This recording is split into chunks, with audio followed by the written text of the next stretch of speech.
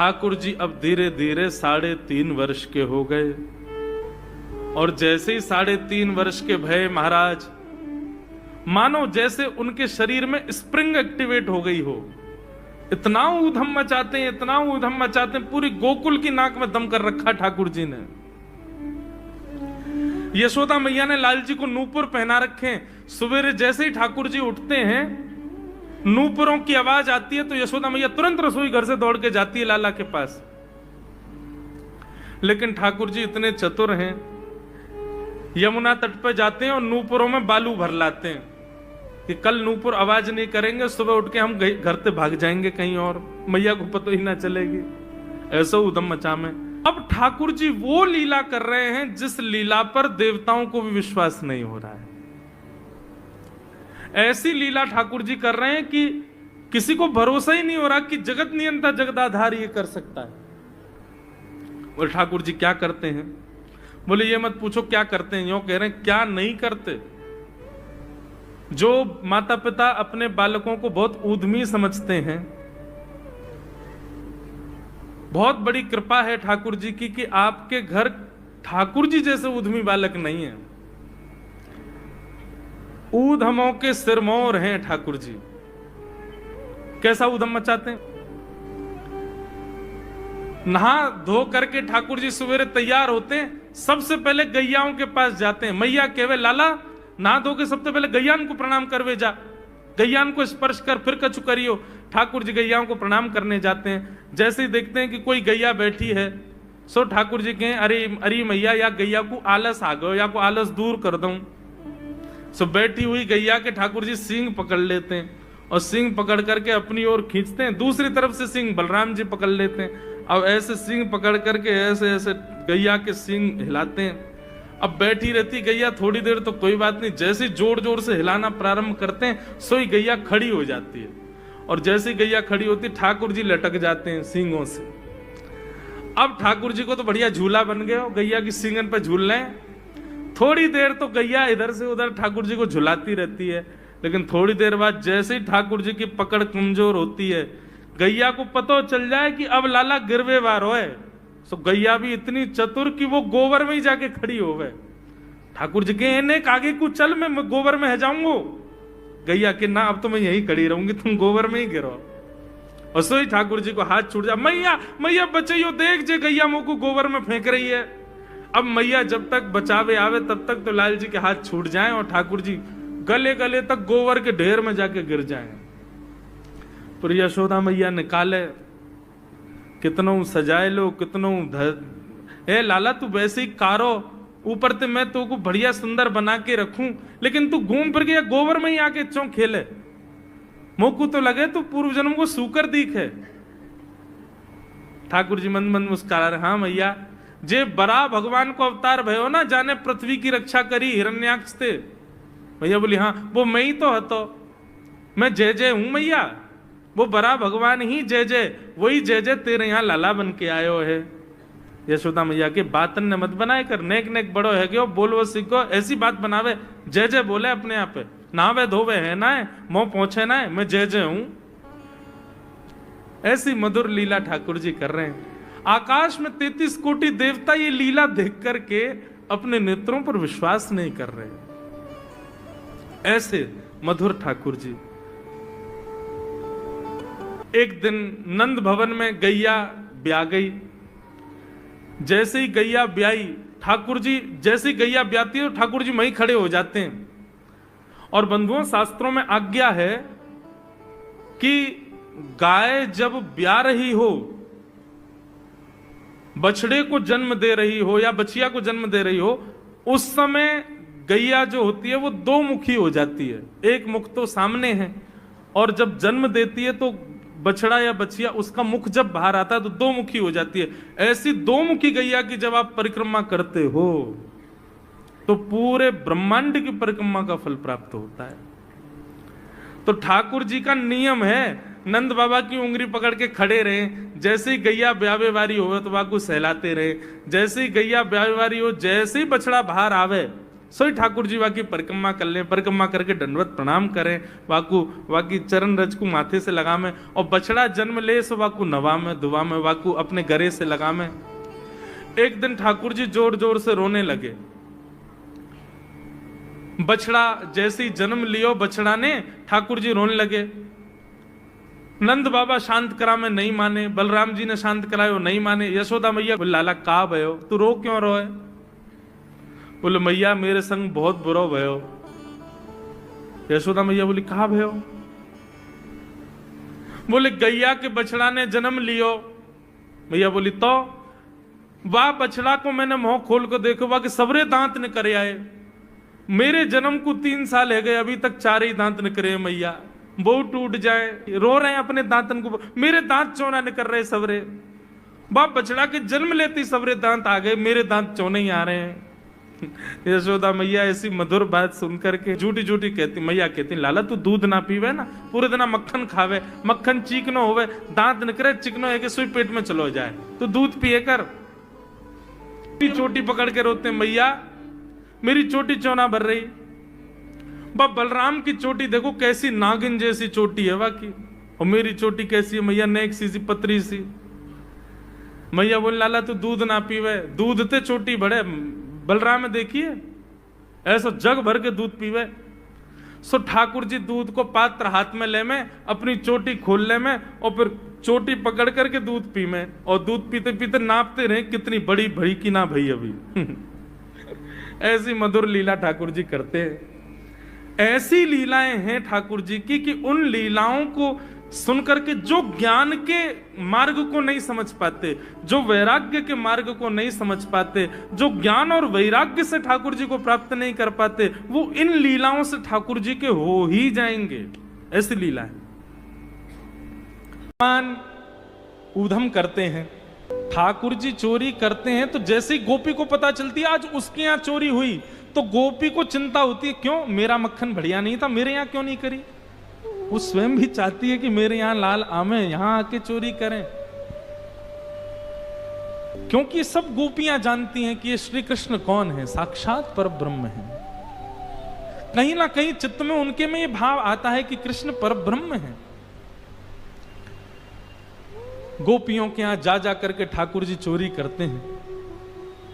आहा, एक गोपी ने दूध में बढ़िया मिश्री डाली, और मिश्री डाल करके दूध ओटायो, ओटा करके दूध को जमा के दही बना दियो, मिष्टी दही, मीठो दही जमायो। और मीठो दही जमा करके गोपी ने ऐसी जगह रखो कि लाला को मिलेगा ही नहीं। कहां रखो? मटकी रख करके, और वाके ऊपर सुंदर एक बैठवे को मूढ़ा रख के वापस स्वयं बैठ गई। ठाकुर जी आ गए। ठाकुर जी आकर बोले और भाभी जी कहा हेरो है? गोपी बोली कछु ना हेरो, लाला तू कैसे आए हो यहां पे? ठाकुर जी बोले सुगंधी आ रही है, कहीं पे ऐसा लग रहा है कि चेंटी लगवे वारी है बहुत जल्दी। गोपी बोली लाला मैंने आज मीठो दही रखो है, लेकिन मैं तो को शर्त लगाऊं, यदि तेने ढूंढ लियो तो सबरो तेरो, और यदि तू नहीं ढूंढ पायो तो आज के बाद वचन दे तू मेरे यहां चोरी ना करेगो। ठाकुर जी बोले देख हम ते शर्त मत लगावे। गोपी बोली ना तो ती शर्त लगाऊंगी, यदि तेने ढूंढ लियो तो पूरा दही तेरो, और यदि तू नहीं ढूंढ पायो आज तो आज के बाद मेरे घर चोरी ना करेगो। ठाकुर जी बोले ठीक है लगी। इतने में ही भगवान ने कहा कियो ग्वाल बाल सब संगे है। अच्छा इतने ट्रेंड हो गए हैं कुछ ही दिनों में कि इशारों से ही समझ जाते हैं सब ग्वाल बाल ठाकुर जी क्या कह रहे हैं। ठाकुर जी ने सब ग्वाल बालों को इशारा किया। क्या इशारा किया? बोले शाम का समय हो गया है, गैया दोहने का समय हो गया है, बाहर जाओ और गायों के सब बछड़ा बछिया खोल के भाग जाओ, सब रो दूध बछड़ा बछिया पी जाएंगे, दूध काटवे को मिलेगा ही ना। इतने में ही ग्वाल बाल दौड़ करके गए और गौशाला में जाके सब बछड़ा बछिया खोल दिए, और बछड़ा बछिया अपने अपने मैयान के थनन के मुख में लगा करके और पीन लगे। इतने में ही सब ग्वाल बाल आए, अरे गोपी तू यहां बैठी है, मां तेरी गैयान को सबरो दूध पी गए बछड़ा बचिया। गोपी ने उठ करके खिड़की में से देखी तो सब बछड़ा बचिया दूध पी रहे हैं। तुरंत भागी गौशाला को। ठाकुर जी ने मूढ़ा उठा के दूर किया और मिष्टी दही गोद में लेकर बोले हम ते शर्त लगावेगी हैं। लेकर के बैठ गए। गोपी बोली मैया ऐसा उदम मचावे तुम्हारो लाला, अब बताओ कहा करें। अब मैया को हंसी भी आवे और बीच में नहीं मैं समझाऊंगी लाला को। ना मैया तुम हंस रही हो। एक गोपी बोली मेरे संग जो भयो वो कोई के संग नहीं भयो होगा। बोले तेरे संग कहा भयो। बोले मैया मेरे पतिदेव को जन्मदिन और तुम्हारा लाला सुबह सुबह आयो, आकर के मुझसे बोलो भाभी जी कहा कर रही हो। मैंने की लाला आज सत्यनारायण भगवान की पूजा, घर में भोग बना रही हूं, पंजीरी भून नहीं हूं। सब खड़े होकर के बोलो भाभी भोग मेरो ही लगा दे। तो सांची बताऊं असली जय जय तो मैं ही हूं, तू मेरो ही भोग लगा दे। जब पंजीरी मेरे सामने धर दे मैं बैठ के भोग लगा दूंगा, सबको बांट दियो। मैंने की चल बाबड़े ऐसी आ जाए, सुबह सुबह नहावे धोवे है ना, जय जय बने हमारी जान को। सुमैया इतनो बुरो मान गयो, कहां तेजन कुत्ता के दो पिल्ला ने उठा लायो। मैं तो रसोई घर में लगी और सत्यनारायण भगवान ने सिंहासन पर बिठा गयो दोनों को। और जाते जाते बोल गो देख लियो अपने नकली जय जय को, देख ले एक बार। मैं दौड़ के गई, जाके देखी तो महाराज पिल्ला बैठे वहां पे। ऐसा उदम मेरो पूरो पूजा घर बर्बाद कर गयो, फिर तो चौका लगाना पड़ो मुझको। और इतने में या को मन भरो नहीं, सत्यनारायण भगवान कथा में आयो नहीं। फिर मैंने पूछवाई एक बालक से, मैंने अरे कन्हैया क्यों ना आयो। बोले भाभी जी वो तो बड़ो नाराज बैठो यो करो, यानी असली जय जय को अपमान क्यों, या कि घर को पानी ना पीऊंगा मैं। रात्रि में जब सब कार्यक्रम निपट गयो, पतिदेव मेरे 60 वर्ष के है गए, बहू सो रहे मैं सो रही, तब आयो तुम्हारो लाला। और कौन सी खिड़की में थे अंदर आयो, हमारे बिस्तर पे चढ़ के मेरी चोटी और उनकी दाढ़ी बांध के भाज गयो, गुर्र गांठ बांध के भाज गयो। रात में पतिदेव प्यास लगी, जैसे ही उठे उनकी दाढ़ी खिंचे, मेरी चोटी खिंचे। मैं कहूं कहा कर रहे हो, कहा कर, वो कहें कहा कर रही हो, दोनों कहा कर रहे हो, कहा कर रही हो, मैं निकल गए। सबरे बाल टूट गए मेरे पतिदेव के, जे उपहार दियो मेरे पति के जन्मदिन पे। मैया फिर हंसने लगी, समझाऊंगी। ऐसी ठाकुर जी की बाल लीला। लेकिन यशोदा मैया ने मन में सोची ये सबरी आ गई है, इनके सामने ना डांट तो दो लाला है। ठाकुर जी बुलाए, जोर की आवाज लगाई कन्हैया। ठाकुर जी सो रहे हैं पल्ला में। मैया ने जैसी आवाज लगाई है, ठाकुर जी घबरा के उठ गए। बोले मैया ऐसी जोड़ते तो कभी ना बुलावे मुझे। ठाकुर जी जोड़ते अपनी आंख मीड़ी तो महाराज सबरो काजर फैल गो। बड़े बड़े ठाकुर जी के नेत्रन में जगन्नाथ भगवान बन गए। अब सुबह सुबह बालक उठे तो बेचारो चलो तो जाए ना भाई, तो मैया की गोद चाहिए। ठाकुर जी जैसे तैसे उतर करके नीचे आए। इतनी भीड़, जितने आप बैठे उतनी गोपी होंगी। मैया तुमको काय को डांट रही है। अरे लाला ये सबरी गोपी तेरी शिकायत करें, तेने यूं कियो, या के घर यूं कियो। सब गोपियों के, अब देखो गोपियों ने जितने ठाकुर जी के ऊपर आरोप लगाए हैं, इनमें से कुछ ही सत्य हैं, बाकी तो गोपियों ने जबरदस्ती लगाए उल्हाने, ताकि लाला तो तोतरो है, बोलना जाने ना है, मैया डांट देगी वाको।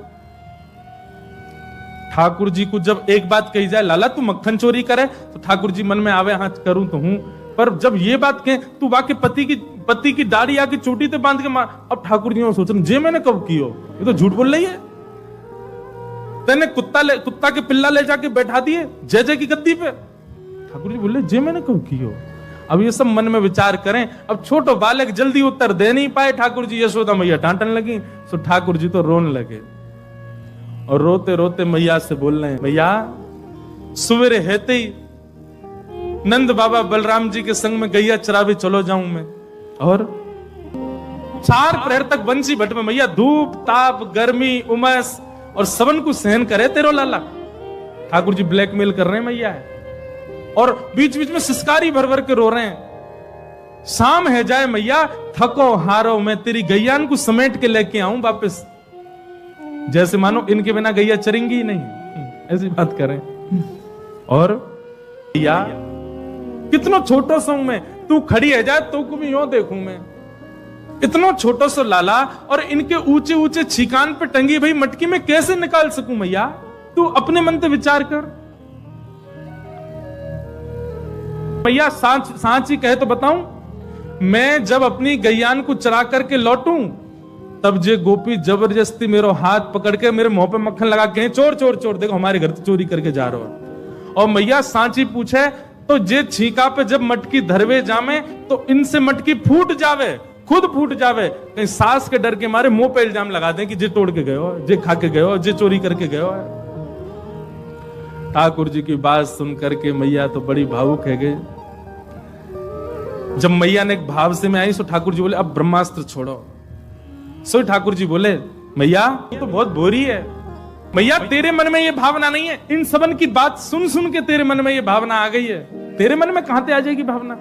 लेकिन मैया आज इन सबन की बात मान करके जो तेने मेरो हाथ इतनी जोर से पकड़ो, मैया अब मेरी बात सुन ले। बोले कहा मैया दल ले अपनी लकुट ले ले, अपनी कमरिया ले ले, कोई और बालक ढूंढ लियो तेरी गैया चरा दे करोगे, मैं ना चराऊंगा अब ते घर ते मेरो कोई संबंध नहीं। और मैया मैं तो जा रहा हूं घर छोड़ करके, अब कहीं और रहूंगा, जमुना जी किनारे साधु महात्मान के पास रह करूंगा, बाबा जी के पास रहूंगा मैं तो। नेक्स्ट से गोपाल जी जैसे ही अपने घर से निकलने लगे, छोटे से गोपाल जी छोटे छोटे चरणन से जा रहे हैं। यशोदा मैया के हृदय में तो भाव उत्पन्न है कि और दौड़ करके गई लाला को हृदय, अरे ना है लाला भाजो, सबरी गोपी भगा दी, सब भागो यहाँ, मेरो लाला कहीं नहीं जाएगो। नंद भवन से सुबह सुबह निकल जाते हैं और राह चलता कोई भी हो अपरिचित, यदि वो साधु है, यदि वो कोई वैष्णव है, यदि वो कोई भजनानंदी है, तो ठाकुर जी उसके पास चले जाते हैं और पास जाके पता क्या बोलते हैं, अरे तुम यहां डोल रहे हो? बोलो भैया कौन हो तुम? अरे जी सब बाद में पूछियो, हम तो यूं कह रहे तुम यहां घूम रहे हो, नंद बाबा तुम्हारी मां बात देख रहे हैं, नंद बाबा तुम्हारा इंतजार कर रहे हैं। किसी से भी? बोले काय को कर रहे हैं भैया इंतजार? अरे आपके काजे यशोदा मैया ने 56 भोग बनाए हैं और यशोदा मैया तो थाली सजा के बैठी है, आप घर जाओगे तब आपको प्रेम से प्रसाद पवाएंगे, फिर दक्षिणाओं देंगे। अरे जल्दी करो, देरी मत करो, जल्दी नंद भवन पहुंच जाओ। रोज 150 से 200 अपरिचित वैष्णव संत साधु नंद भवन आते हैं और सब आकर के कहते हैं यशोदा मैया आप हमारी प्रतीक्षा कर रही थी, लाओ प्रसाद पवाओ। यशोदा मैया बोली मैं कौन ने कही आपसे? बोले आपको लाला बोल रहा हूं कि यशोदा मैया तो ये कह रही। यशोदा मैया जैसे तैसे पवा देती, दक्षिणा देती, रात में लाला से कहती चौरे लाला तू सबंते यूं क्यों कहते मैं प्रतीक्षा कर रही? मैया एक तो मैं अपने घर में सब तीर्थन को भेज दूं, ये संत महात्मा चलते फिरते तीर्थ है मैया, इनको जितना ऐसा कि अपने घर बुलाना चाहिए, इनको प्रसाद पवाना चाहिए, या हमारे गोकुल में आवे वाले सब संतन को खोज खोज के मैं तो तेरे पास भेजूं ताकि तू ने रसोई घर में लगेगी, भोजन प्रसादी बनावेगी और बढ़िया संतन को पवावेगी, तो तेरे घर में सबरे तीर्थ आ जाएंगे मैया। ऐसा प्रेम। एक दिन ठाकुर जी के अब मित्र बन गए। कौन है मित्र? मधुमंगल, श्रीदामा, तन सुखा, मन सुखा, धन सुखा, सुबल, ये ठाकुर जी के मित्र हैं। एक दिन ठाकुर जी अपने सब मित्रन के संग बैठे और मित्रों के संग बैठे हुए ठाकुर जी बोले भैया कल से हम लोग सब यज्ञ करेंगे। मधुमंगल श्रीदामा बोले क्यों लाला यज्ञ क्यों करेंगे? अरे नंद बाबा रोज अग्निहोत्र करें, मैंने उनसे पूछी अग्निहोत्र करवे ते कहा हुए, तो नंद बाबा बोले अग्निहोत्र करवे ते मन चाही वस्तु प्राप्त हो जाए, अग्निदेव प्रदान करें। ठाकुर जी के सब सखा बोले लाला तू काहे को करेगा अग्निहोत्र? बोले अग्निहोत्र करेंगे, अग्निदेव को प्रसन्न करके कहेंगे हमारी सुंदर सी बहू आ जाए, बस हमारा ब्याह हो जाए। अग्निदेव की प्रतीक्षा कर, अग्निदेव को प्रतिष्ठान करेंगे।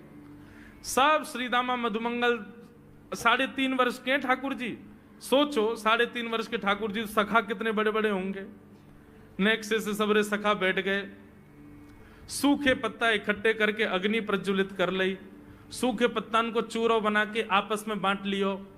ठाकुर जी आचार्य बन के बैठ गए और बोले सुनो मैं मंत्र बोलूंगा और जैसे ही कहूं स्वाहा सबरे डालियो, और नेक भी यदि तुमने चूक करी ना, नेक भी मैंने स्वाहा बोली और तुमने नहीं डालो तो फिर मोते मत कहियो, यदि तुम्हारी पत्नी काणी आ जाए, एक हाथे लूली आ जाए, लंगड़ी आ जाए, तो समय पर स्वाहा करना पड़ेगा। सब ग्वाल बाल बोले जो कहेगो लाला सो करेंगे, तू करवा। ठाकुर जी ओम नम नम नम स्वाहा, सब स्वाहा, सब एक संग डालते। हे श्री रामा तू देरी ते डाले, देख लियो लंगड़ी आ जाएगी तेरी बहू, अग्निदेव को प्रसन्न करो। इस प्रकार ठाकुर जी सब ग्वाल बालों के संग खेलते हैं। ग्वाल बाल बोले लाला यज्ञ तो है गयो, अब ब्राह्मणन को भोजन के काजे बुलाओ, यज्ञ के बाद ब्राह्मण भोज होना चाहिए। सोई ठाकुर जी अपने सब ग्वाल बालों की उंगली पकड़ करके पूरे गोकुल में जाते हैं, ब्राह्मणों के घर जाकर के कहते हैं आज नंद भवन में बढ़िया उत्सव भयो है, बढ़िया यज्ञ भयो है, भोजन के काजे शाम को आपको परिवार सहित आनो है। सबन को निमंत्रण दिया मैं। अब महाराज नंद भवन से जब निमंत्रण आता है तो ब्राह्मण लोग ब्राह्मणी से कहते हैं कि आज चूल्हा मत जलाना। क्यों? अरे नंद भवन में भोजन की सूचना मिलती है तो 3 दिन से भूखे रहते हैं ब्राह्मण। क्यों? इतना खवाएंगे नंद बाबा, इतना खवाएंगी यशोदा मैया कि पेट भर जाएगा, 2 दिन तक भूख भी ना लगेगी, इतना भोजन करना पड़े। ए ब्राह्मणी चूल्हा मत जलाई, और सुन नमक को पानी और दे दे। नमक को पानी पी पी करके भूख बढ़ाते हैं अपनी। बोले शाम को जाएंगे और बढ़िया चकाचक महाराज 56 भोग पाएंगे। शाम का समय हुआ, सैकड़ों हजारों ब्राह्मण आकर के नंद भवन के बाहर खड़े हो गए। यशोदा मैया ने अटारी से जैसे ही देखा इतने सारे ब्राह्मण, यशोदा मैया उतर करके आई, बोली आओ भगवान पधारो, सबन को जय श्री कृष्ण, सबन को प्रणाम। जे बताओ आज मेरे द्वार पर आप सबन को एक साथ आने को कारण कहा है? किसी को निमंत्रण देकर के और फिर पूछो कारण क्या है, बड़ा अजीब लगता है। किसी को आपने बुलाया भोजन पे, वो बेचारा आ गया, फिर आप कहो बताओ भैया कैसे आए, कितना अजीब लगे। ब्राह्मण बोले मैया तुम हम तो पूछ रही हो या बात है?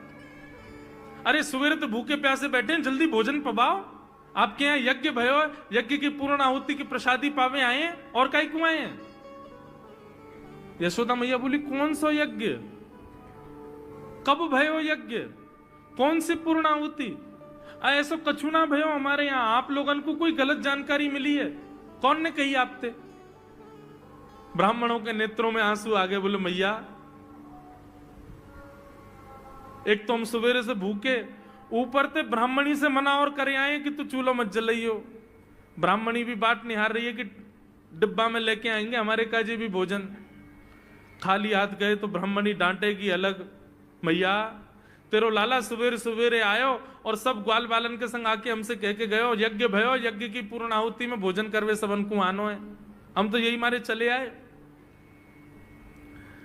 यशोदा मैया बोली या लाला ते कैसे बचूं मैं, पूरे दिना कम से कम 2-2.5 हजार लोगन को निमंत्रण ऐसे ही देते रहे। यशोदा मैया बोली आपकी व्यवस्था करूं, लेकिन पहले या लाला को तो देखूं मैं, है कहां ये? नंद भवन के पीछे बगीचा में ठाकुर जी अपने सब ग्वाल बालन के संग खेल रहे। यशोदा मैया गई, जाकर के बुलाए, ए लाला, ओ कन्हैया यहां पे आ। ठाकुर जी ने जैसी देखी यशोदा मैया बुला रही है, लेकिन यशोदा मैया के संग जे कौन खड़े हैं? ए श्रीदामा मधुमंगल। बोले हाँ ये तो सांची में आ गए सबरे ब्राह्मण, हम तो ऐसे खेल खेल में निमंत्रण दे के आए इनको। मैया बहुत मारेगी भैया, मैं अकेलो नहीं जाऊंगा, तुम भी चलो मेरे संग, यदि मुंह में एक थप्पड़ पड़ो तो तुम मुंह पड़वाऊंगा। मैया बहुत मारेगी आज। और मधुमंगल श्रीदामा जबरदस्ती उनको हाथ पकड़ के ठाकुर जी ले गए। हाँ मैया बता कहा कह रही? अरे लाला जो जो बड़ो है तो जा रहा हो, तेरे उधमन की सल ना है पड़े। कहा कियो तेने? बोले कहा कियो मैंने। ये सब कौन है? मोह का पतो कौन है? मैं ना जानू मैया इन्हें। बोले जे सब रे ब्राह्मण है हमारे गोकुल के, और सब यूं कह रहे हैं तेने इनके घर जाके इनको सबन को निमंत्रण दियो, यूं कहीं हमारे यहाँ यज्ञ भयो आकर के आप सबन को भोजन पानो है। मैया तेरी सौगंध खा के कह रहा हूं, मुझको तो जीव ना पता इनको घर कौन सी गली में, झूठ बोल रहे हैं सब रे, मैंने निमंत्रण ना दियो। ब्राह्मण सब बोले मैया देखो कैसो सफेद झूठ बोल रहे हैं आपके आगे। मैया बोली सच बता तेने निमंत्रण क्यों दियो? तब ठाकुर जी बोले मैया बताऊं? बोले बता। बोले हम खेल खेल को यज्ञ कर रहे, वाह यज्ञ में सामग्री नहीं, वाह यज्ञ में मंत्र बोलवे वाले भी ना है, वाह यज्ञ में कोई ब्राह्मण भी ना हो, हम आपस में ही सब यज्ञ कर रहे। भाई यज्ञ के बाद ये मधुमंगल बोलो ब्राह्मण भोजन होना चाहिए, तो हमने इन ब्राह्मणों को न्योता दे दियो। मैया बोली अब ये ब्राह्मण आगे कहां पवाऊं? बोले मैया देख सीधी बात है, या में ज्यादा चिंता करवे की कोई बात ही ना है। जब बिना मंत्र के, बिना ब्राह्मणन के, बिना यज्ञ सामग्री के हमारो यज्ञ है सके, तो ऐसे ये भी खाली खाली दोना लेके बोलते हैं हाँ भाई रसगुल्ला बहुत बढ़िया बनो है, ये देखो ओ हो मोहन थार तो बहुत ही बढ़िया बनी है, सब्जी ते पूड़ी कितनी बढ़िया लग रही है, खाली पत्तल लगा दे, खाली दोना लगा दे, और भाव से ये लोग भी पालेंगे है क्यों भोजन, भाव को यज्ञ भाव को भोजन।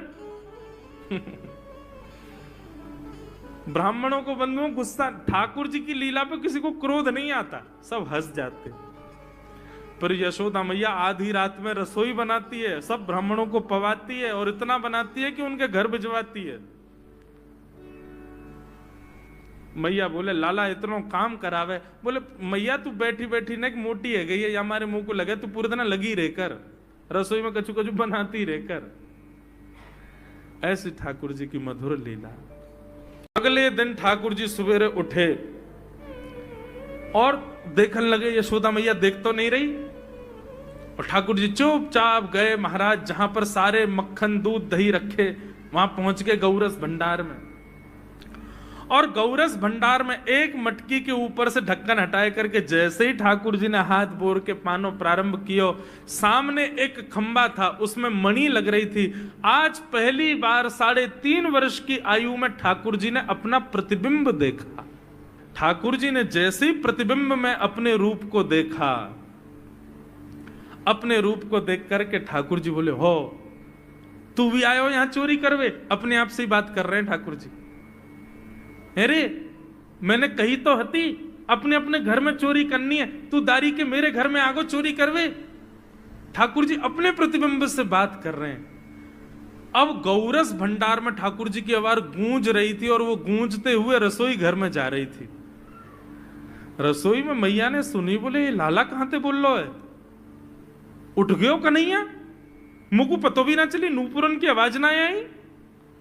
मैया दौड़ करके गई तो देखा ढूंढते ढूंढते गौरस भंडार में ठाकुर जी अपने प्रतिबिंब से बात कर रहे हैं। कितनी सुंदर झांकी है ठाकुर जी की।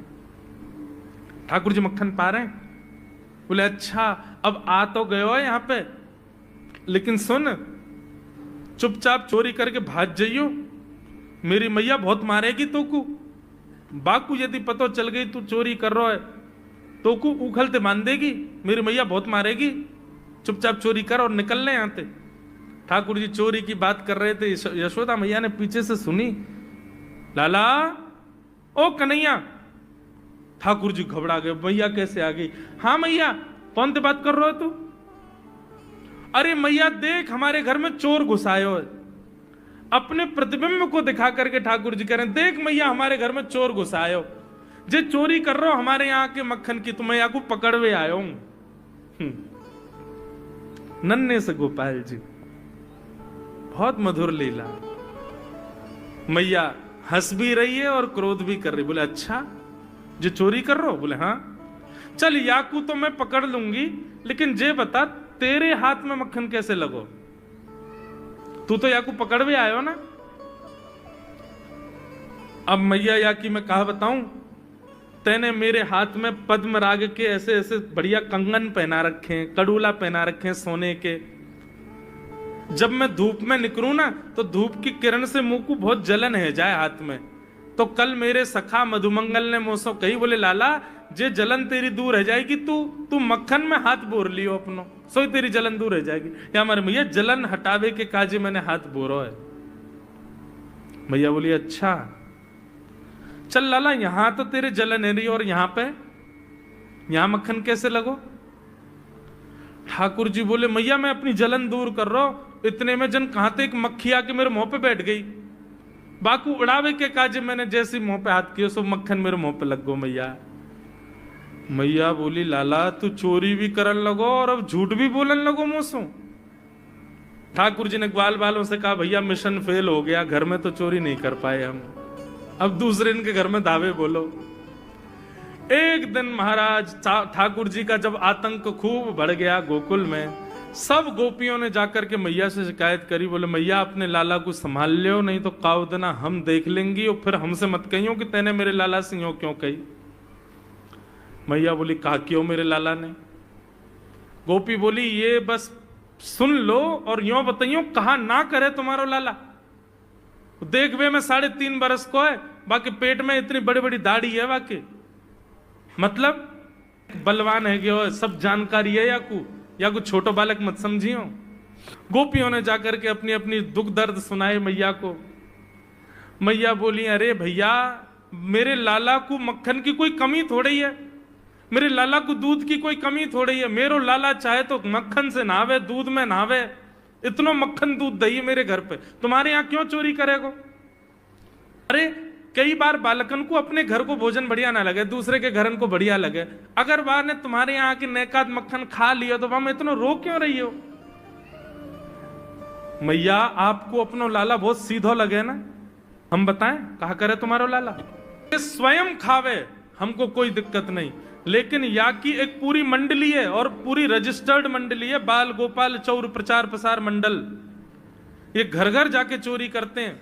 और मैया तुम्हें कहा बताऊं, जैसे ही कोई गोपी के नयो बालक होवे ना तो तुम्हारो लाला पूरे मंडल के साथ आवे और वह लाला के सिर पे हाथ धर के, छोटे से बालक के सिर पे हाथ धर के बस 1 वर्ष की प्रतीक्षा, फिर तुम भी हमारी मंडली में आ जाओगे। पूरे गोकुल में भय है तुम्हारे लाला को, स्वयं खावे, ग्वाल बालन को खवावे। मैया यहां तक भी बात समझ में आवे, ग्वाल बालन को खवावे, यो नहीं कि नेकाद मक्खन बच जाए तो रहम करके हमारे काज छोड़ जाए, वाकू बंदरन को खवा दे। यशोदा मैया आश्चर्यचकित होकर सुन रही है, बोले ये नेक्सो लाला ये करे? बोले हाँ मैया। बोली मैया अगर चोरी करे तो दिक्कत, और यदि किसी कारण से हमने लाला को रोक दियो, चोरी नहीं कर पाए हमारे घर, तो हमारे रोने क्यों? बोले चूल्हा में ते कोयला लेके आवे और वह घर के बाहर हवा बना जाए, और यूं के अब जब तक या घर से मक्खन नहीं मिलेगा या के घर के लोग भूखे रहेंगे, और इन लोगों को भोजन छुड़वाने की जिम्मेवारी हमारी। बोले कहा करे फिर?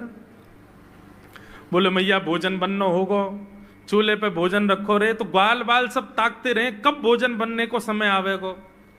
जैसे ही कछु और काम करवे के काजे गोपी ने कुट के जावे तो कहो तो बाकी कढ़ैया में खूब सारो पानी डाल जाएंगे, सब्जी ना बन पावेगी, आटे में नमक फेंक जाएंगे। ये बात जैसे ही यशोदा मैया ने सुनी, बोले नहीं नहीं नहीं नहीं, झूठ बोल रही हो, मेरो लाला ऐसा ना कर सके।